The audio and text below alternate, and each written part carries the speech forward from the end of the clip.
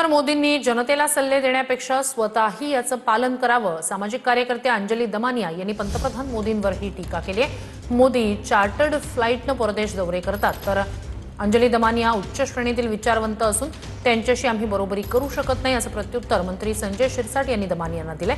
Petrol डिझेलचा वापर कमी करा असं आवाहन पंतप्रधानांनी जनतेला केलंय।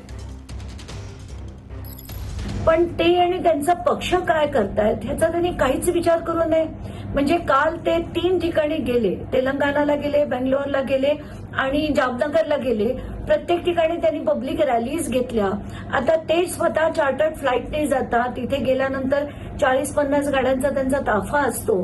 तर हे करणं कितपत योग्य आहे? इतकंच नाही तर ते आता शुक्रवारी स्वीडन, नॉर्वे, UAE, इटली अशा सगळ्या परदेश दौरा ते स्वतः करणार आहेत।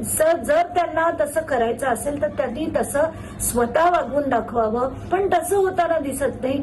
जनतेला मात्र सगळे सल्ले दिले जातात, दुःख होतंय सगळं बघून।